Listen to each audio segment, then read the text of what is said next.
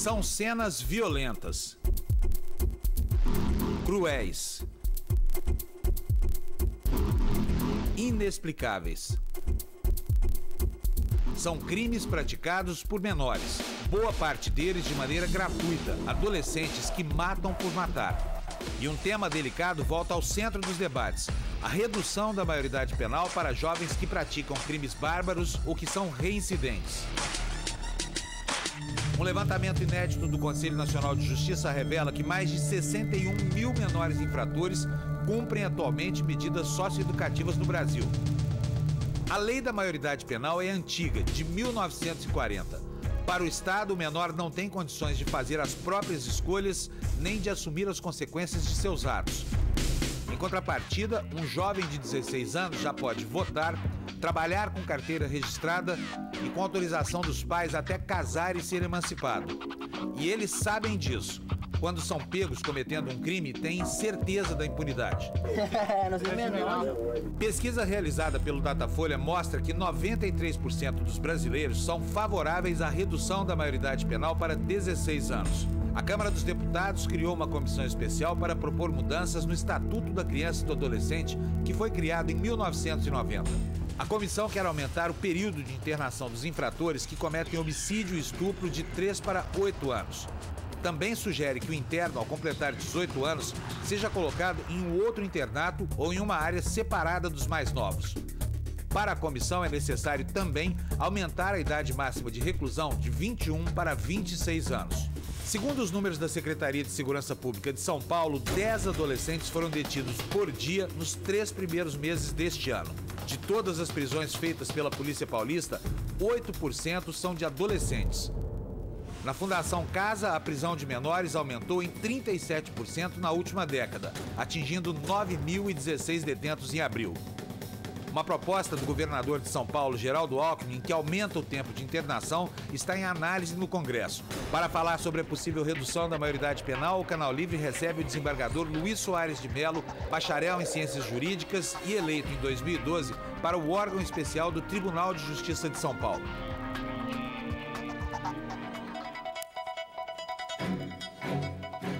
Boa noite. E para entrevistar o desembargador Luiz Soares de Mello, estão comigo aqui na bancada esta noite os jornalistas Fernando Mitre, Fernando Gabeira e aqui ao meu lado o meu companheiro Sandro Barbosa. Desembargador, boa noite, bem-vindo. Boa noite, é uma honra estar aqui com vocês. Com relação à maioridade penal, pelo que eu sei, o senhor já foi contra esta Não é bem contra. medida.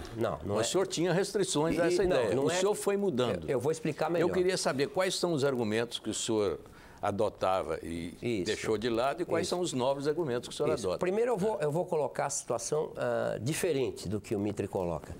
Não é que eu fosse contra, eu achava desnecessária a redução da maioridade penal. Porque até um determinado momento, o menor era visto, como o ECA vê e como o Código Penal vê, como uma pessoa de 16 anos, que andava de rolemã, de carrinho de rolemã, batia bafo, brincava com os amigos na rua. Com 16 anos era assim a história. Então eu não via necessidade. Eu estou na magistratura há 34 anos. Quer dizer, o senhor não apoiava a redução da maioridade? Não é que eu fosse contra. Mas não apoiava, digamos assim. Não apoiava. Tá. Até um determinado momento eu não apoiava. Neste momento que nós atravessamos, eu estou no crime há 13 anos, com 34 de carreira, eu tenho 21 de cível e 13 no crime. Neste momento que nós atravessamos, eu nunca vi na história de São Paulo, como ser vivente aqui na cidade de São Paulo, eu nunca vi a situação tão ruim. Não só em São Paulo, no Rio de Janeiro também. A Gabeira sabe disso, quer dizer, a coisa está extrapolada. Nós estamos quase em deflagração. De um lado, a sociedade organizada e ordeira, e de outro lado, os bandidos. E aí, incluso os menores. E que, no meu modo de ver hoje, devem ser comparados aos maiores também. Doutor, uma das coisas que me parecem muito importantes é que nós definimos a maioridade em 1940. De lá para cá, o adolescente mudou muito. Hoje, um adolescente pode buscar na internet informações sobre bombas e explodir a maratona de Boston. Exatamente. Não é possível, ele era um quase adolescente. Então, essa mudança passou desapercebida completamente às pessoas que trabalham com o tema? Eu acho que não. tanto que eu estou aqui defendendo uma posição diferente, só que eu estou adstrito o que a lei diz. Mas os que formularam o ECA e o ECA, o Estatuto Acho que no ECA ainda era meio poética. Ainda era o adolescente meio poético, um pouco poético naquela ocasião do ECA, do Estatuto da Criança e do Adolescente. Agora, foi em 1990, né? Foi em 90. Temos quanto? 23 anos. É o que eu disse, a situação mudou. Não tinha internet, não tinha... O acesso hoje é enorme. E o acesso do próprio menor que reside numa comunidade, em favelas ou coisa parecida, é muito mais rápido até que a internet. Porque os vizinhos ali, que estão na sanha do crime, se comunicam mais rápido que a internet, mais rápido que o Google. Quer dizer, então... Isso é válido também até para as meninas, né? As meninas já amadurecem também antes do que naquela época. Na minha época de juventude, na maioria nossa aqui, as meninas não eram vistas bêbadas, não eram vistas... as meninas tinham um certo recato. A própria menstruação, atualmente, estatisticamente, reduziu. Vindo mais Tudo cedo. Reduziu. Então, eu acho que é o momento de se reduzir também a maioridade penal. Porque a cada dia que passa, e eu noto isso nos meus processos, eu julgo individualmente que coletivamente. Que você, como relator, eu julgo 25 a 30 processos por semana, criminais. Há 13 anos atrás, quando eu entrei no crime, eu entrei pelo saudoso, querido e amadíssimo Tacrinho, velho Tribunal de Alçada Criminal, um dos melhores tribunais do mundo, porque eu já passei, depois fomos guindados a desembargador. Mas naquela época que eu entrei no Tacrim, a situação era diferente. Não se via tantos menores agregados a maiores. Hoje, eu posso garantir que em 80% dos casos há sempre um menor. Doutor, agora não tem uma questão de que o menor já não é mais coadjuvante. Ele hoje lidera, às vezes, a quadrilha e acaba usando o ECA como um escudo para se proteger. Eu uso exatamente essa situação. Hoje em dia, tem gente que defende a maioridade tal como está, hoje dizendo que o menor não é... O menor seria levado pelo maior.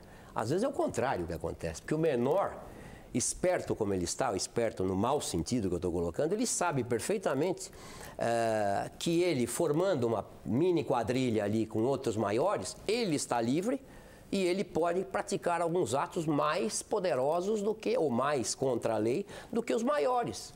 Então, ele está a salvo da situação. Isso dá a ele uma condição de proeminência perante os próprios companheiros da quadrilha? Exatamente, sendo o escudo da quadrilha. Quer dizer, um menor de, por exemplo, 16, 17 anos comanda bandidos de 20, 20 Eu não duvido disso e isso se vê. Mas mesmo sendo comandados, é um argumento e tanto também pela redução da maioridade. É o mesmo argumento. Exatamente, é o mesmo argumento. Aí não muda. Mas eu queria fazer uma pergunta sua relacionada com isso.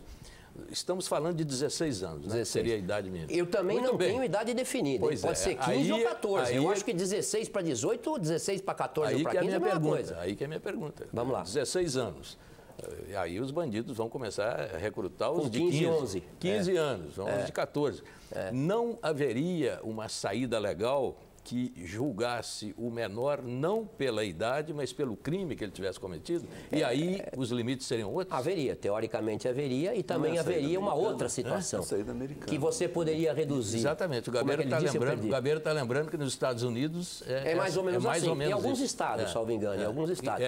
E há outra teoria dentro dessa, ou mais ou menos em cima dessa, que diz o seguinte, que o menor entre 14 e 15, 14 e 16 ou 13 e 14, eu não estou definindo datas, eu não estou definindo estágios ou idades estanques.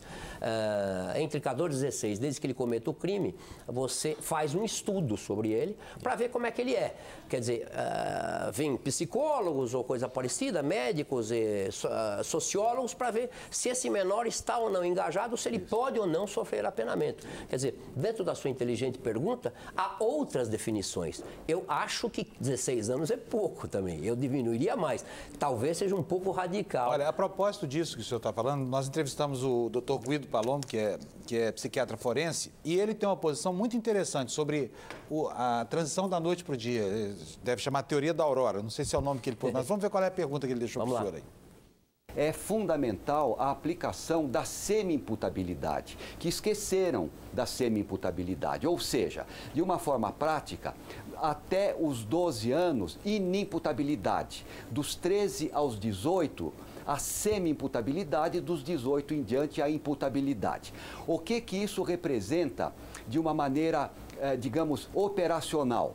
Até os 13 é o que o ECA já prevê. Dos 13 aos 18, ele seria julgado, o adolescente seria julgado como um criminoso comum, mas seria automaticamente aplicada a semi-imputabilidade por desenvolvimento mental incompleto, como já prevê o artigo 26, parágrafo único do Código Penal.